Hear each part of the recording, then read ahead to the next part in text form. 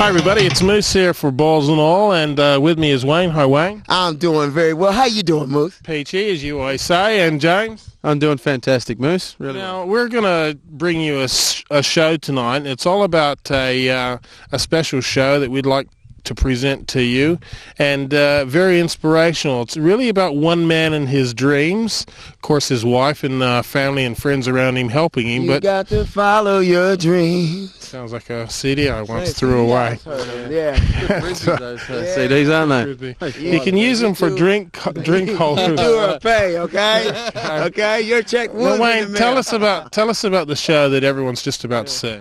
Oh, okay, then. And my CD's in the record store, Sandy. Okay. Follow your dreams. By the way, it's funny you say that. But we were just talking about Harvey Dickson, a man with a dream who did a fantastic job of seeing his dream come true. He's still in the process, but some of the things that he's put together, he and his wife Rose, are absolutely fantastic, and it's amazing to think that two people could put this together. So you just have a look at it. And it's funny how he speaks to you, James, later on in the show, how he had the vision and how everything like dominoes falling fell into place for him. Yeah, you'll find that, I suppose, with a lot of things, even in your sport or leisure event, if you really believe in something, something comes to you and you follow your heart, eventually you will get there. And that's what's happening here, and hopefully it all does go well for Harvey. And you also, to Betty from up at Ellenbrook Speedway, you've got to watch this show. I hope you're watching, because the guy, special surprise. The guy is a great collector, and we want to obviously show yours. But what we want to do is, as we always say, get the balls and all rolling. And what we'll do is we'll take you straight to the story. Hi, everybody. It's Moose here, and you can see by the, hopefully by the view behind me, that we're actually down in the Southwest, and we're here for a reason, because if the names Slim Dusty, Slim Whitman, Hank Williams, Tex Morton, Chad Morgan, and of course Elvis Presley, if those names bring a little bit of a song to your heart, well, this is a place we think you should come to. We received a letter from one of our fans to Balls and All. I thought you might like to do a program on this property in the Southwest. That's from Rosalind Poljar of Cannington. Rosalind, you sent us this, and here we are. We're at Harvey Dickson's Country Music Center. We're about 5 kilometers out of Boyup Brook, down south. Come through Collie and on down to Boyup Brook. Turn left and come out here about 5 Ks, and it's a fantastic place. We're going to show you some of the stuff that goes on here, and we're going to let you know about the big country festival that's going to be coming on in September. So let's go in and we're going to catch up with James. He's talking to Rose Dixon, and he's going to show us around a little bit, and then we'll catch up with Harvey Dickson's Country Music Center in Boyup Brook. Yeah, thanks a lot, Moose. Now I'm speaking with Rose. How you going? I'm fine, thank you. Yeah. Okay, would you like to tell us some of the shows that are coming up the next year? Yeah, we have our September show, which is on this year on the 28th, the 29th and the 30th of September. Yep. That's our long weekend show, and that's really great for families. Yep. And people can just come and camp. They don't have to book for camping. Mm-hmm. And they can just come to the show without paying, or they can book through box ticketing now. Yeah. Yeah. And how much would it cost an average family to come down? Oh, around about $35 for the weekend. Oh, it's really? a family pass. Yeah, it's a family show. Yeah. Yes. And like that's every September. What else do you have going on? We have other shows that pop up through the year, but our other main show is in January, the Elvis Presley tribute. This year is on the 12th of January. Yeah? Yes, and that's a really big show. That's great. Yeah. Now, if families out there thinking, oh, September long weekend, that sounds good, what kind of things could they expect? We have music on Friday. Mm-hmm. Saturday we hope people to have a look at Boyup Brook. Mm-hmm. And in the afternoon we have the football. Mm-hmm. And then we have Marin racing, right. sheep shearing demonstrations, and more music. And the kids have a ball, and they can have they don't have to stay in the shed and be whatever. They can actually have a look around our property when they come. Speaking about looking around your property, what other kind of things? Like, there's a lot of wildlife here you have? Yes, we have a few animals like kangaroos and emus, and a few strange wildlife as well. Okay, all right, we'll go take a look at some, I suppose. But before we do, this cage behind us, I think if you put an electric fence, it'd be really good for everyone, because you've got some really wild creatures in there. Oh, certainly a few strange ones. Oh, Wayne! What are you doing? Oh, look, he's running away. All right, we're going to go check out some other animals. Now, Rose, what do we have here? We have our fantail pigeons Yeah. and the guinea pigs. Yeah. And the kids often try and get in the cage to catch the guinea pigs. They love doing that. Yes. And what kind of things do they all eat? Just grain? Yeah, they have grain and we feed them bread. Yeah. Yes. Yeah, they just and we have lots of hay for them as well. Okay. For all our animals. Yeah. We And have chickens over here. yes.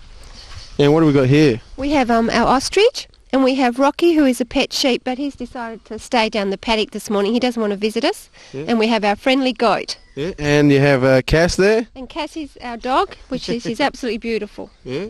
Right. What's a bit further on down here? And we have 2 emus, which I bred from 6-week-old chicks. Oh, really? Yes, so that was quite a challenge. And we've got some kangaroos as well. Yeah. So, what do the emus? What do you keep them for? Oh, we just keep them for people to look at Okay. and for tourists to run around. And the kids just love looking at all the animals when they come.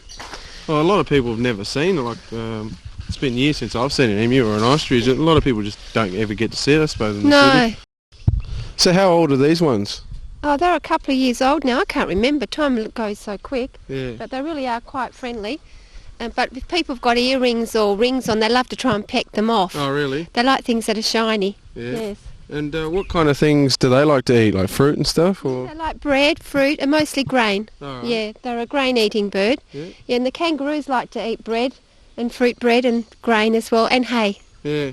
Yes. Now, is that the Blackwood River down there? Yes, we live on God's earth here, Yeah. right Oh, next to the fantastic. Blackwood River. So, yeah, that's our famous Blackwood River. Awesome. And is there any other animals you And can show us? I have 2 glass. All right, we'll go have a look at those. Yeah. All right, cool. Looks like the ostrich showed up, and also Rocky the sheep's just turned up to get their fame on TV, and we're going to go check out the glass. That was a dodgy Brothers prediction.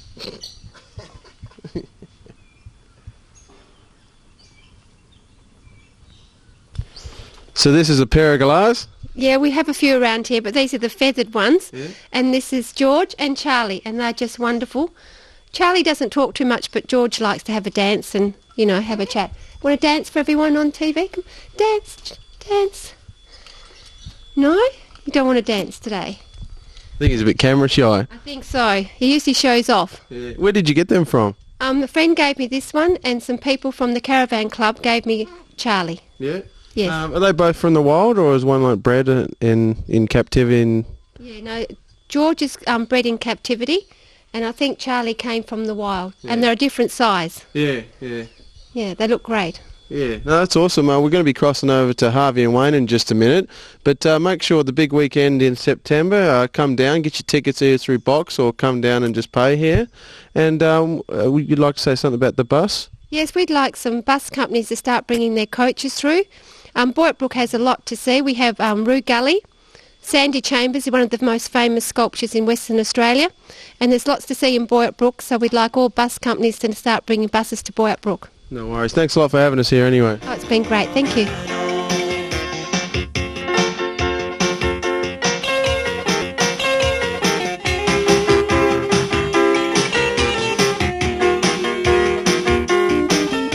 Well, ladies and gentlemen, it's been years I've been talking about doing a big story about someone, a great hero, a great superstar, king of pop type of thing, and I'm finally going to get my chance on.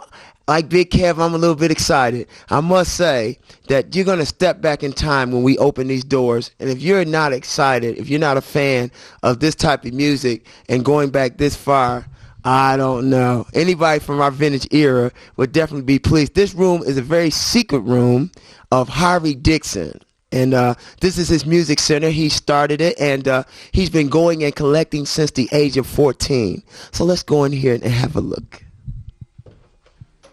I'm nervous. Wow. Wow. Unbelievable. Now we're getting ready to meet the man himself as we hear Elvis playing in the background. How you doing, Harvey? Well, I'm going well. Wayne, how's yourself? Doing very good. If you could tell us about this collection, it's just magnificent. Well, I've been collecting records since I was about 14 years old, and the first part you walked into used to be my bedroom, and like all kids, we put things on walls. I was no different. The only difference is mine are still there. I never took them down. Oh, excellent. Now, you started collecting. Now, you have country music memorabilia for dating as far back as? Well, the old cylinder records, right back to 1905. I've got the old record players and that. And so I collect 78 records, the Regal's Own, the old hillbilly ones at Tex Morton and Buddy Williams and Wolf Carter and all those old tracks, old records. Actually, the old hillbilly stuff was the very first music I ever listened to, waiting for the school bus on the old wind-up gramophone. I used to put the old 78s on and listen to them waiting for the school bus to come. In those days, I used to look out the window way across the paddock and see the school bus coming around the road, and it gave me enough time to put the old record away and slip up and catch the bus. Oh, excellent. Now, we're going to go side by side because all this stuff is magnificent. We want everybody to see it. If we start on this wall here, if you could tell us a little bit about this wall. Johnny Cash, well, he's one of my favourites. You know, originally when I started buying records of things, it was Elvis Presley and Johnny Cash. But the older I get, the more range I seem to get into, the bigger the range of the music. Like, for instance, the last record I ever bought was Vera Lynn, The War Years, and I would never have bought that record when I was 20. And now in my 50s, the wider the scope now, you see. But Johnny Cash, there's 120 albums of Johnny Cash there. Wow. And there's not all. I'm still trying to get a few. And but a collection like that is, to me, is like a diary of Johnny Cash. I can go right back to when he was a young fella, when he was on the Chemicals, and right through to his modern day today. Wow, that's just fantastic. I'm just looking through here. I'm awestruck collecting like this. So I guess when other guys, young guys, were buying cars and whatnot, you were out here collecting. Is that right? Well, all my mates bought motor cars and I was buying records. I've still got my records. I don't think they've got their motor cars anymore. I don't think so. They don't build them like they used to, so I don't think so. For instance, I'll show you a record here. Okay, then I'll say something like this Johnny Cash album. How old would that be? Well, this Johnny Cash was one of the very first records I ever bought. And have a look at that. That's can you see this here? That's in The Sound of Johnny Cash. It cost me £2.12 and 6, and it's in mint condition. Can you have a look at that? A young Johnny Cash there. You can see he's not even married because he got no scars on his face. Oh, yeah. Have a look at that. Say the battle scars come after marriage, huh? Well, I think so, yeah. Okay. Rose, don't kill me. Yeah.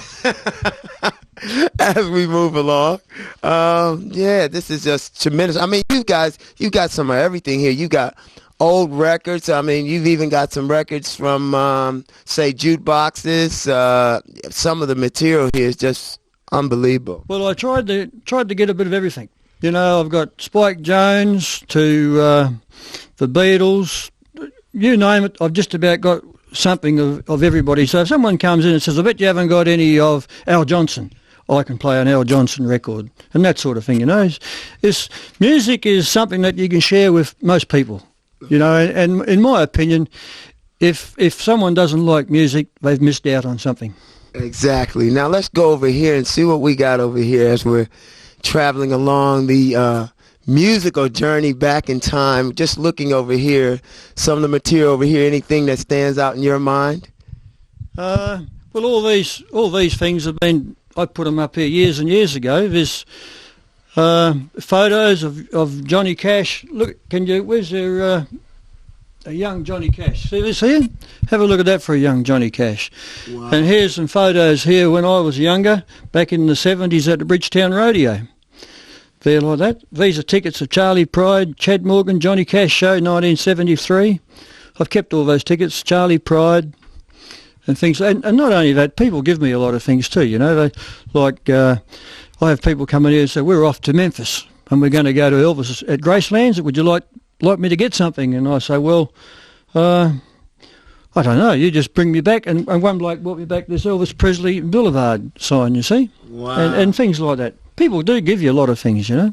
I mean, just looking through here, I mean, looking up on the top of your wall, because even your ceiling is bedecked out with stuff, paraphernalia. I mean, I'm looking up here and some of the photos of young Elvis, Elvis when he had his first child, him and Priscilla and whatnot. So, I mean, just amazing stuff. It is, yeah. And these picture albums, what you can see on the wall around the place, they are collector's items, they are. These old records. I bought them in Tamworth back in the 80s. Okay. I see you got a young Charlie Pride over there. I believe you have gone to his last few concerts here in Perth. I like Charlie Pride.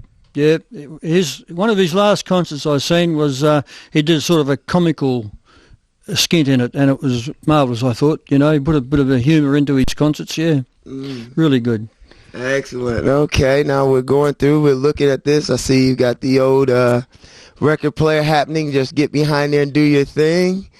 Wow, I mean, I see you even got his famous Elvis's 1968 show. I see you got the photo from that.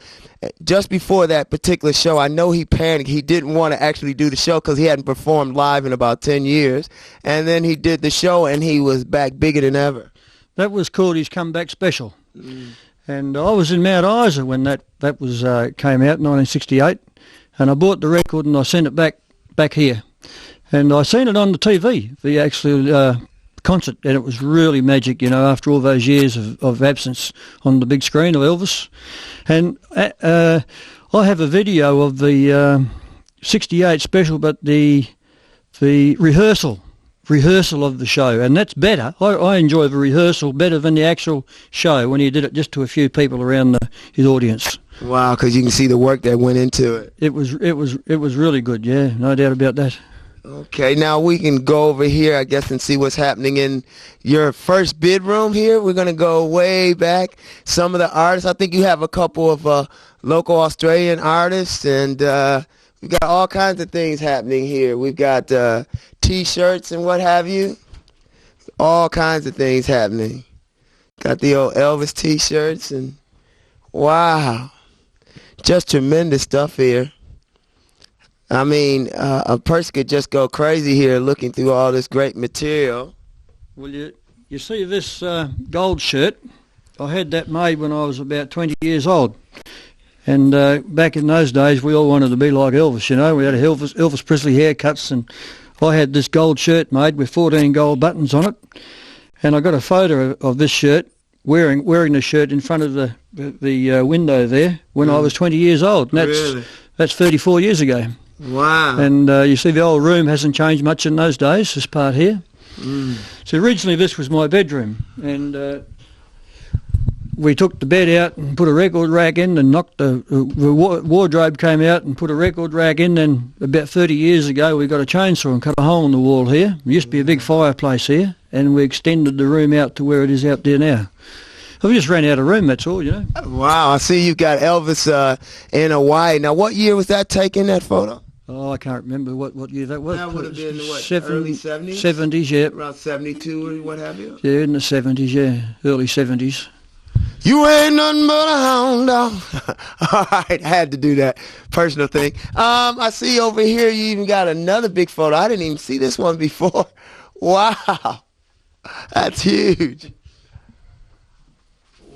Wow, I'm just taking back a few years, and at my age, it's good to be taken back a few years. Now, basically, you've met Chad Morgan. Can you tell us a little bit about that?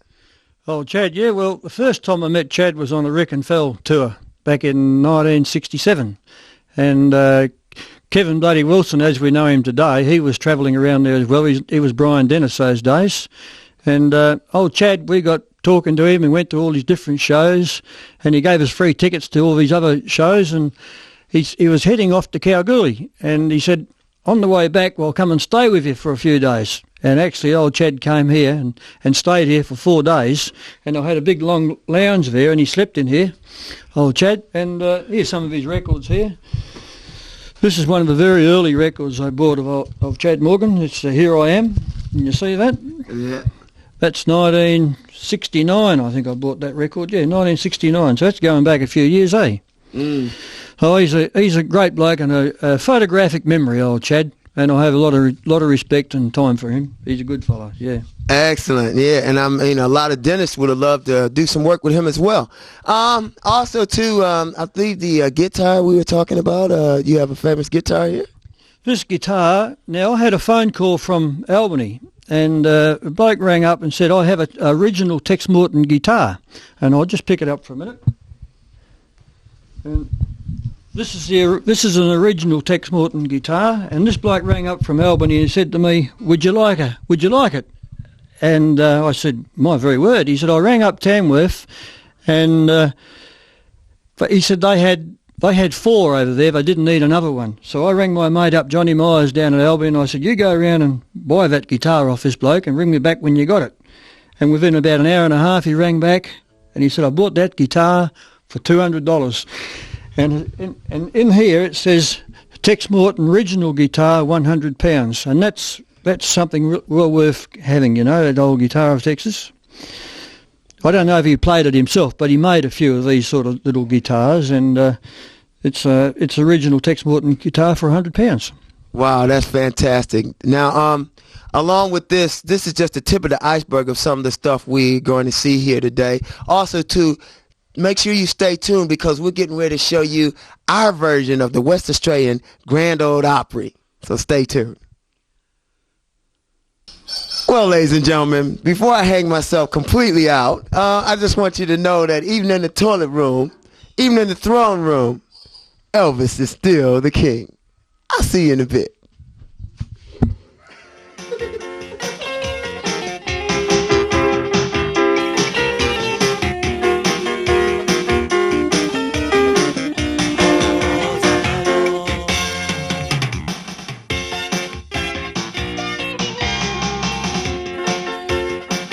Okay, when you come down here to Harvey Dickson's Country Music Center, this is the way you actually enter.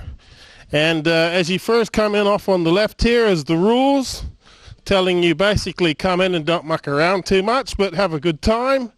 No fighting and all that kind of stuff. And then you come past the old wagon here, and the first thing you hear when you come through is a bit of country music. Here's normally a big kitchen running in September when the big festival's on, as we told you. And here it is. This is the stage way off here in the front of us here, where all the bands perform, all kinds of acts from all over the place. And then when you come in here, as you wander down, you catch up with a couple of the boys here again. And we can see Wayne and Harvey. Hi, Harvey. How's it going? Oh, I'm going well, miss. Now, you're going to show Wayne around? Yeah, we're going to do that. Is it music all right, or you want to turn down? Music's okay. Yep. Now, Wayne, you have a look around.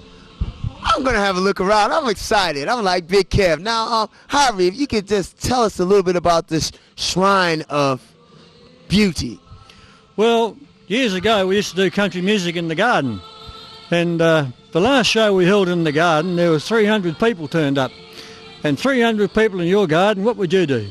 Well, I'll tell you what, you have a lot of room to hang out, I guess. Well, 300 people in our garden the old garden got flattened, and my wife said, out. So we came over here into the shed. This was my workshop. And it just so happened that the following year was a year our family had been on the old farm here for 100 years. So we got a big semi and we parked it in the corner of the shed, and we got some bands in and we had a big shindig. And everyone said, wow, what a show. You should do it more often. Well, do you know what's happened? We've done it every year since. And the biggest crowd we've had in here is around 1,000 people, and we have all these bands and things. But at the moment, way back then, as the crowds got bigger, we ran out of room, so we kept knocking walls out. And we did that wall came out, and this wall came out, and that's how the shed became like it is today. We just kept knocking walls out to get the people in.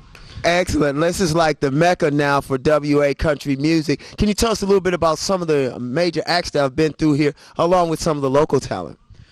Well, we've had all sorts of people here. We've had Martin St. James, the hypnotist. We've had Lee Koenigan here a couple of times. We've had James Blundell. We've had, so many different artists, the Bushwhackers, and We've had Moose. Moose did his Jared Junction big smash hit back in the 30s. He did his hit, and that was tremendous, wasn't it? Yeah, well, every now and again a legend comes along like Moose. Yeah. And it's well worth putting him around the place, you know. It's good to see. Well respected. And, you know, he's a great singer as well, yeah. Yeah. Anyway, getting back to the old shed, you know, my granddad came here in 1885. And a lot of this stuff, what you see around the walls and hanging up and that was on the farm here. All I did was went and get it, you know, from behind the tree and around the place, and we just brought it in here and hung it up. And wow. It's just part of the old farm, you know. Wow. Well, let's look around and see what's happening around here. Yes, could you tell us a little bit about the Nugalump frog or something like that, I believe it is called? Oh, the famous Nugalump frog. Well, Nugalump is about 1.5 miles up the river up here, and there's a frog up there, we call it the famous Nugalump frog. Now, this frog, as far as we know, it's the only frog in the world what's like this frog. This Nugalump frog, it climbs up the trees, and as it goes up the trees, it camouflages itself. And gets right up in tops of the branches up there like that, and it starts to whistle, and it goes, we're all going some holiday, and it whistles up all the parrots. But this old Nugalump frog, he's very cunning. You see, when he's in the river, he gets a bit of grit and mud, and he rolls it up in his tongue, back of his throat. And when the parrots fly in, he whistles over the parrot. When the parrots fly in, he lets go, and the ball shoots out, hits the old parrot. The old parrot falls down like that, and the old frog jumps down and eats him. Now we know he comes down this far because I had a few chooks, and there was just feathers left. And he was very cunning, this frog, because Harry Butler came down here and he couldn't find him. That's how cunning our frog is. Wow, that's tremendous, and you know, it's very believable. I mean, like every word, it was from the heart. That was tremendous. This Nugalump frog, it's one time I had a bloke came in here. And he carried this, Nugalump frog's about the size of your hand. And he walked in here and he said, Harvey, is this a Nugalump frog? And I said, no.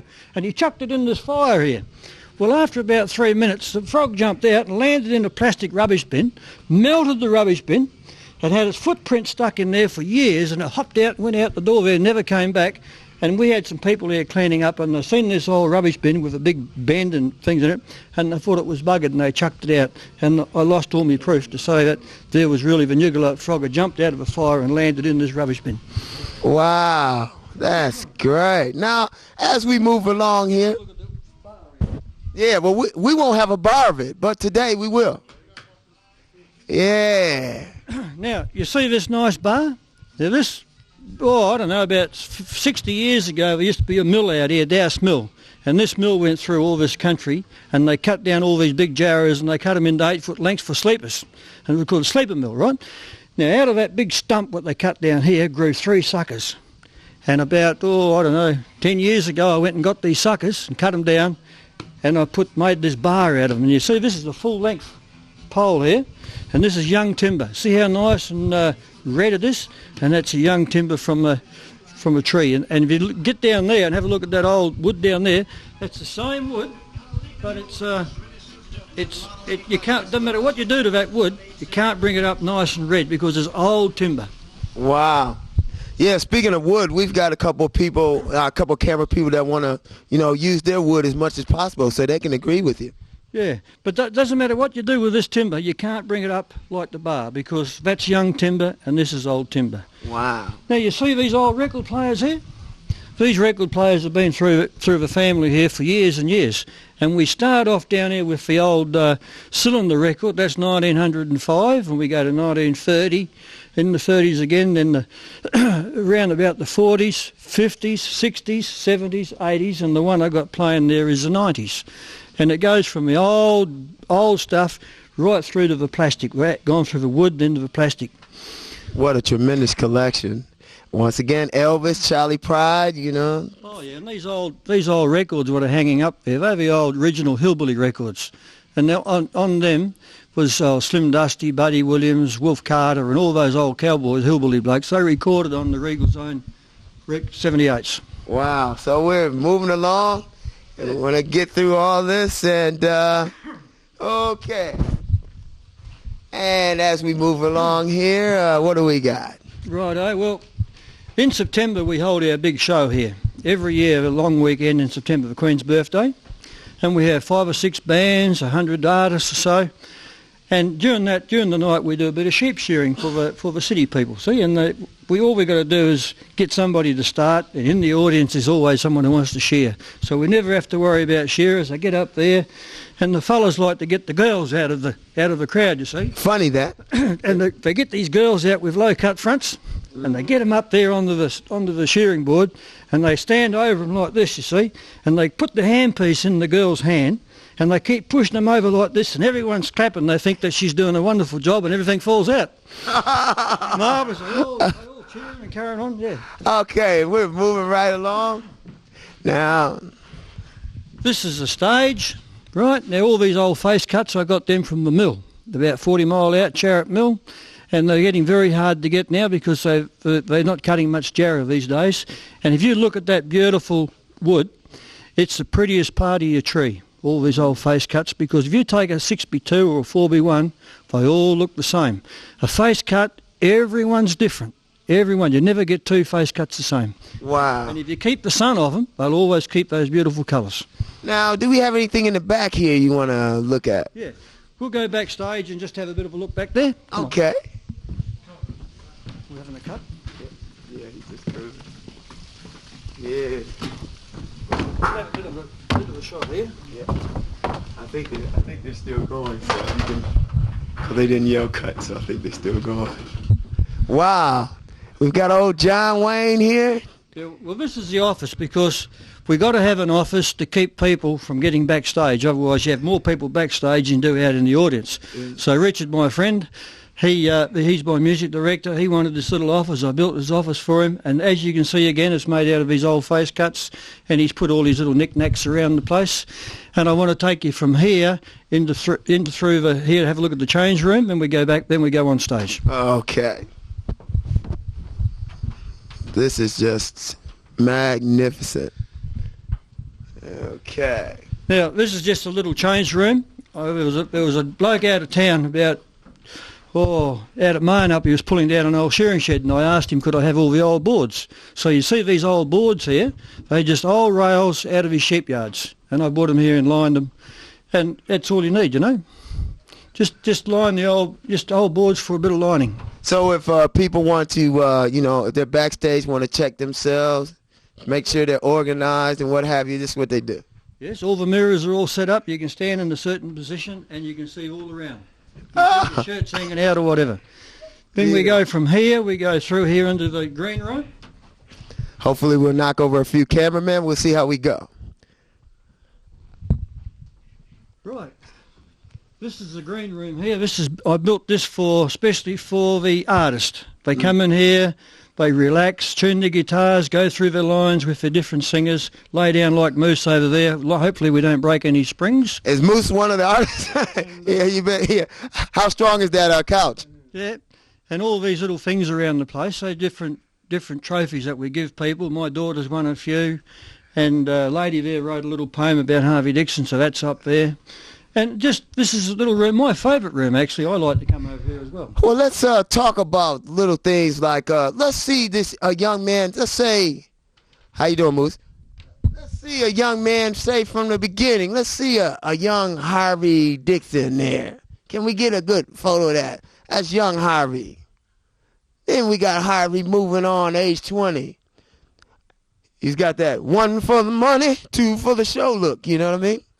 And we see Harvey at 30 years hanging out with some of his major collections. Isn't that brilliant? Then we move on. Harvey the family man. Look at that. He's hanging out. I believe it's his daughter. It's his sister. I was close, but no cigar. Okay. And then we've got Harvey at 50, still scrapping young man. Isn't that great? Yeah. Yeah. All right. Well, you're the cameraman, so I was excited. All right. Sorry. So we're moving on. We got James Blondell. Well, my hair's not really blonde, but that's all right. We got Lee Kernigan. So, You're fired. yep, I've heard I've been fired. So moving on. Right. We got some of the license plates that I don't have. Yep. And we're just going along here. And We'll go on stage this way. All right, we're going on stage. Wow. And people are motivated before they get on stage. Yeah. Got a whole lot of shaking and a whole lot of rocking tonight. Woo, whole lot. Oh, sorry. You get kind of excited when you're on stage. I don't know. It's a funny thing. But stage like this, how many people would you normally get at one of these? What do you mean? That you can talk about. I mean, like, in the audience. In the audience. Oh, well, we're licensed to carry 800, and we can get 800, no problem at all. Okay, and like, as far as artists around, how many artists would you get on stage to perform in the 3 days? Well, we had Time Warp here, which for the Elvis Presley tribute, and I had 33 artists there, and that was a really good show, and they fit them all on here, no problem at all. You can see all these little spots. We had the 10 tenors here a while ago, and that was a good show as well. See, it's not all country music here. We've had chamber festivals, we've had the 10 tenors, we're working on a youth symphony orchestra to come down here now, so it's not just country music, it's entertainment. Now, some of the dates on some of these events, as we're looking through some of the history, oh, we see a young Chad there. That's young Chad. He's 15 years old there, playing the guitar. Okay. We've got Gordon Parsons here, Slim Dusty's best man, and we got a good photo, a young photo of Slim over there. That's a boot scooter there. I see, I've got it. Okay, now, as we move along here, nice boots. I see there's a lot of artistry going on. Well, that's just what I do with a chainsaw, and that's just a bit of wood I put together. We call it the boot scooter. Okay. And this one over here in the corner, can you get a shot of that? From the distance, that looks like a bloke with a big stick belting the cat across the head. Yeah. And no, this is just something that I wanted to do, and this is our stage up here. Okay, now let's go on over here to the waterfall. I hear water, you know. I could always use a drink of water. I hope James heard that. I said drink of water. Okay. So we're just moving along. Look at all this memorabilia. Hey, you can't get any cheap petrol these days, so everybody have a look at that. We could use some cheap petrol every once in a while. Wow.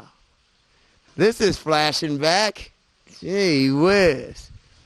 Wow. Hey, I wish I could load up right now. Now, we're going along. The last thing I built here was the waterfall. So you want to have a look? Yeah, we'll look at the waterfall. Now remember, ladies and gentlemen, this is just a fantastic area, isn't it? And it's very close to Harvey Dickson. Well, here we are. This is all these rocks and things here I've just carted out of the paddocks, and all the wood came out of the paddocks. And the only foreign things that are in this waterfall is the black boys. And I was carting hay down to Denmark, and the main roads had been through there, widening the road, and I knocked down these black boys, and I brought these in and stuck them in the waterfall. And the water just goes down the creek, and it runs into a big hole, and they've got a little pump in it, recycles around. And if it rains, I have all this part of the roof runs through into big pipes, and it runs into the waterfall, and it freshens everything up. Wow, this is just tremendous. Unbelievable. It's just a different world here. I have a lot of live frogs in here, and if you sit here in the evening, very quietly you'll hear them all sing. They're all singing Johnny Cash songs, I reckon. They're walking the line, huh? Yeah, they walk the line, yep. No, imagine. Yes. As you walk into Graceland. No, not Graceland. We're still over here at Harvey Dickson, and we're going into the Elvis Shrine. So you want to tell us a little bit about this? Well, my friend Sandy Chambers, he lives in Boyup, and he does all these sort of things. He does holograms and this, and he's a very good friend of mine. And he came out here one day and said, "We want to do a statue of Elvis for you." So we put Elvis here, and this is a sand sculpture, they call it. He took him about 3 or 4 days to do this, and I think he's done a marvellous job. Just have a look at this. He certainly captured the face. And next we're going to do Johnny Cash. We're going to put a Johnny Cash one around the corner, and we're going to lay. What I'm going to do is put some old railway sleepers down and lay a couple of railway tracks there and have Johnny walk on the line, Johnny Cash. Wow. And it's just sand It's not actually sand, it's dust, really, but they call it sand sculpture. And when I carted this sand out here, I had some on my hands, and I wiped it on my trousers like that, and the dust blew up into my eyes. So it's very fine dust, and you've got to compact it very hard, then you just carve it out. Well, I'll tell you what, standing here, he's done a marvelous job, and I'm sure that Johnny Cash one will be equally as great. Now, if in September you have a big festival coming out here, what day in September, and is there a phone number where someone could book if they want to take their family out here? It's very easy to remember our September show. It's the Queen's Birthday long weekend. And if they want to come down, you don't have to book. You can ring up if you want to find about it. The number is 97651125. 97651125. And if they want to ring up, just give us a ring. But you don't have to book in. There's plenty of room up on the hill for camping, and you just get your ticket as you come in the door. Wow, that's brilliant. Now, this is just fantastic. Thanks a lot for showing us around. We still have more, so don't go away. Yeah, well, I'll tell you, we've had a great time here. This is something that we never knew about had we have not got that letter. And don't forget, if you have something of interest, obviously we can't get to everything, but we were able to get here. I want to thank you, Harvey, and, of course, your wife, Rose, for looking after us so well here. And, of course, you got the big function happening in September. September, Queen's Birthday long weekend, yes. Nice and easy to remember. A real family affair. Wayne, what do you think about the whole setup here? Well, I think I have never seen a collection like this. It's been absolutely fantastic, and people, you should really come down and see this. I mean, there's a lot of good things around the place, but come down to Boyer Brook, come down to Harvey Dixon's and see. You will definitely be amazed. And it's just something, Harvey. I mean, all the work and the effort you put in, obviously it's a labor of love. It's just something that I've got to do. I have to do it because it's part of my life. This is my life now, yeah. Well, on Balls and All, we love seeing something that people do with passion and do it Balls and All, as we always say. And you've certainly done that and still growing, and you're extending the area way up the back there that unfortunately it's raining, but we did go and have a look for people can come down with tents and caravans and whatever and basically come and have a good time. And if you're in a bus tour or something like that, or even if you're just down in the area, give them a call. Get that number one more time. 97651125. Fantastic. Yeah. Okay, well, can I ask you one question? Who would be your favorite country artist at the moment? I don't know about just today, but even going back in past times. Yeah, I think Johnny Cash. Yeah, I think so. But they're all kings in their own field. Yeah, because I've got that CD coming out. I meant to mention that you all may be wanting to buy soon, and Wayne did something a while back too. Okay, well, anyway. Thanks very much for that. So hope you've enjoyed this, and we're going to be back with more after this break.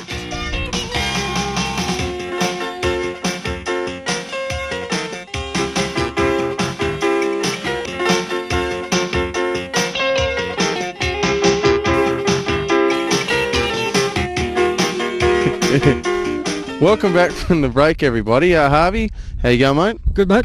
Yep, we're having a great time here. Now, would you like to tell me about the big fellas behind us? Yeah, well, the big bloke up there I put up in 92, and took a half a day and 4 cartons of beer to put him up. We had 4 or 5 tractors and a heap of blokes, and we pulled him up. And the other fellas I put up in 1999, the other 2 blokes there, and I'm going to call them the Guitar Man and the Cosmos Cowboys. Yeah.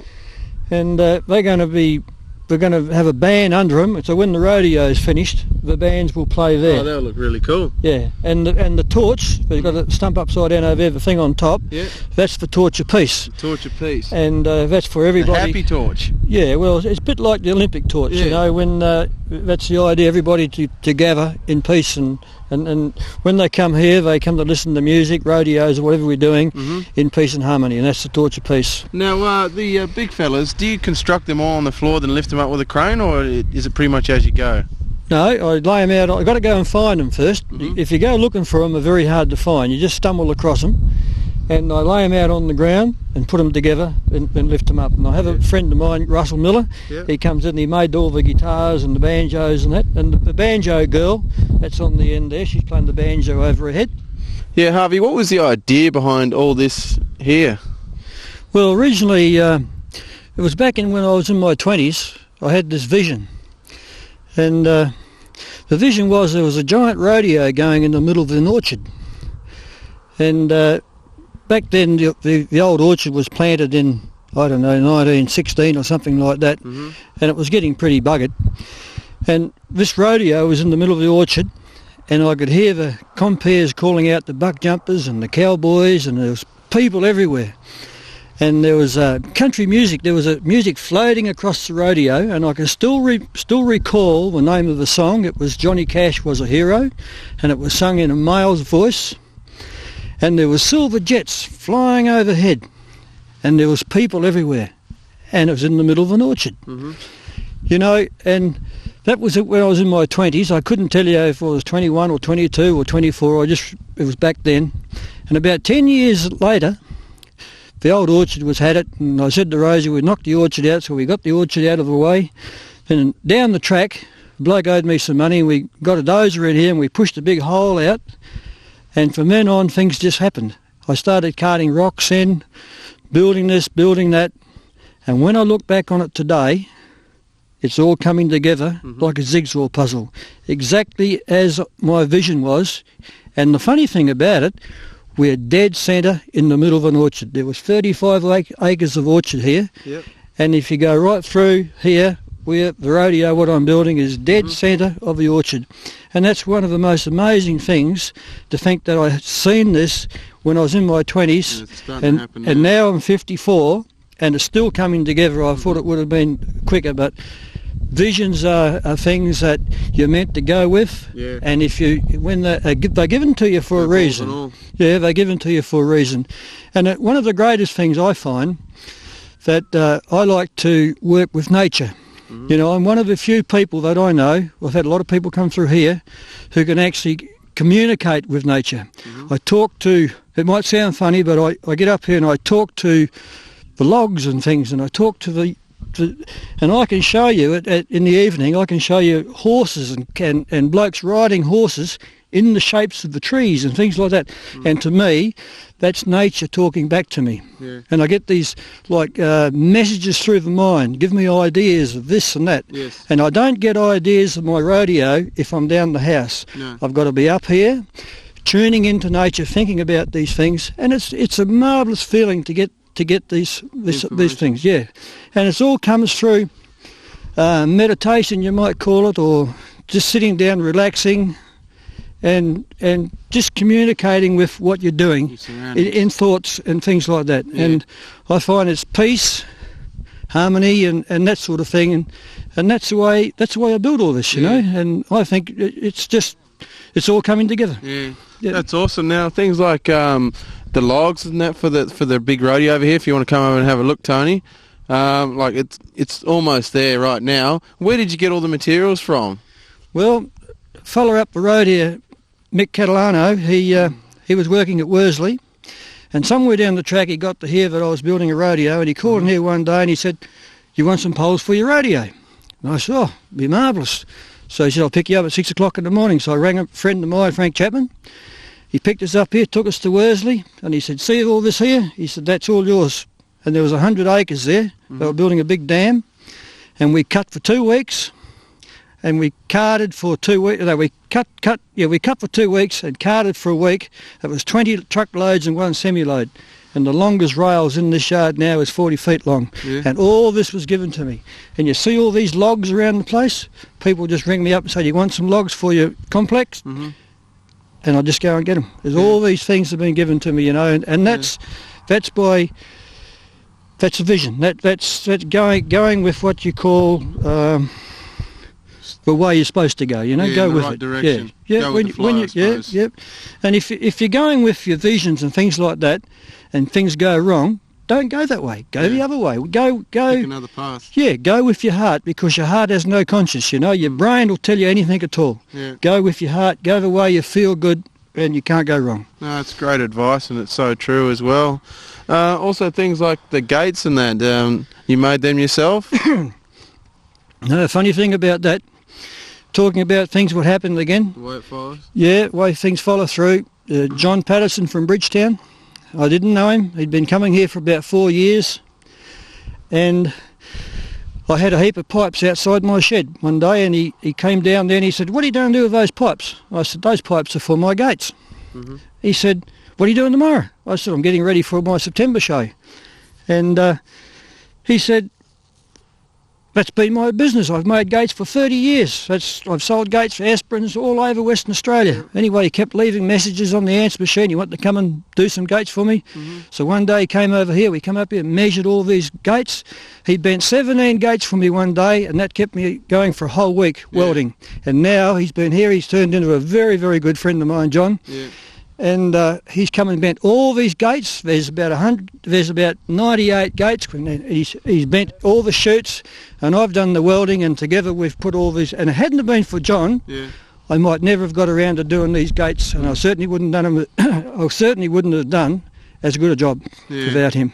Yeah, no, it's awesome, mate. When do you see the rodeo being ready for opening? Well, I'd like to finish it this year, but I keep getting dragged away. I've got to. The health authorities now jumped on us about the kitchen down there. I've got to do that. I've got to earn a few dollars. I'm out putting a crop in for someone else. Yeah. When I get back after that, it's the middle of winter. It's too wet up here to do anything. Yeah. So it's very easy to get dragged away from something, and it's very hard to get back. Yeah, for sure. That's the trouble. And I've got a 3-storey compare box there to finish. I've asked the Shire to come in and cart the sand for me because it's going to bring thousands of people into the district. It'd be great for the town. And I haven't heard anything back from them. I've heard on the grapevine. Hopefully they get behind you. Well, yeah, I think they will. I haven't heard efficiently, what do you call it? Officially? Yeah, but I heard on the grapevine they're going to cart the sand for me, so that'll be a big help. Yeah, that'd be great. You'll have to get balls and all down here on the opening night when it's going and check it out for you. Well, you'll certainly know about it anyway. Yeah. Now, apart from the Cosmos Cowboys behind us, there's some, I've never ever seen this before, but there's actually some prehistoric animals on the land. Up on the hill there? Yeah, well, that was still orchard all up there, up to those trees. Mm-hmm. And I've got a circular archway there, and it's going to be a racetrack right around there, horses. Horse racing, eh? Yeah, horse racing, and it's a mile right around there. And I said to Rosie, I said, well, I had this idea, the Blackwood River Stakes, and I reckon that's a good name, you know. Yeah. And it's a mile lap, so 2 laps is like the Melbourne Cup. Mm-hmm. And I gave it the name of Blackwood River Stakes, so every time I do something, Boyd Brook jumps up and down. So I said to Rosie, what we've got to do is go and register this race. Mm-hmm. So I registered it. It came back in a big folder like that, laminated. Harvey, Dixon's Country Music Centre, bush races, Blackwood River Stakes. Yeah. Nobody can take it off me. That's mine. Mm-hmm. And that's 2 laps around the racecourse, around the dinosaurs like that. Then 1 lap is going to be the King Billy Cup. And that's King Billy up there on the hill. The big guy? Yeah. What's he doing there with the dinosaurs? Yeah, better watch out. He's got a bucket of feed and he's feeding the dinosaurs, see? And the 1 lap around there, I'm going to give that to charity. And I want to do that for the hospital or the old people's home, something like that. But it's going to be a fun race. Yeah. I want the horses to take off, and when they go around the hill and go out of sight, we'll pull them up and put them on a push bike and a donkey, and they can come back here, galloping back in their own thing, and we'll raise money for the town. That'd be great. That sort of thing like that. Yeah, and that's the bush races. Well, on behalf of Balls and All, I'd like to thank you very much for inviting us down here this weekend, and I wish you the best of luck with the vision, and we'll come back again and have a look how it's going. Thank you very much. Yeah, well, everybody, we really hope you appreciated the story. As we said, very inspirational, and this is what our show is really all about. It's about you, the everyday people, and without the letter coming in and the brochure, I never knew about the plot. Would have known about it, and that's just the thing about this show. We try to highlight a lot of things that people don't know about. And like I said, there's a lot of great things happening out here in WA, so get out here and have a look. I'm so inspired by this, I'm going to actually start bathing regularly. I thought you were going to build your own rodeo. But I'm glad to hear that he's inspired to do that anyway, aren't you, James? Yeah, it's about time, I think, anyway. How do you feel about the whole story? Oh, I think it was really great. We had a lot of fun down here. And, yeah, the dream's coming true, and hopefully it all goes well. Here we are standing at the entranceway of the rodeo. And the prehistoric creatures behind us. Yeah. Right. That's like, I think it's Fred Flintstone and Barney and those guys in the back. Yeah. You can see the dinosaurs. Okay, well, everyone, thanks for watching. Don't forget, get your emails into us. And there have been a few phone calls I've had over the last 2 or 3 weeks. My phone's been playing up. So if you have rang in and I haven't got back to you, please try again. Or the best thing is, of course, to email us or send us a letter to the P.O. box that's on the bottom of your screen right now. Sorry. Your wage has just gone down. And, get in touch with us. Otherwise, of course, give us a call, and I'll endeavor to get back to you. But emailing and or writing to us is obviously the easiest way. Okay, well, everyone, every Monday night right here on Access 31, repeated Saturday at 4, and the name of the show is Balls and All. And we'll catch you next week. Next time you're doing a bit of cleanup around the place, you want to get rid of your rubbish, give Skip Away Bins a call. And if you're looking to get on the net or you need an internet supplier, give our buddies at WA Net a call.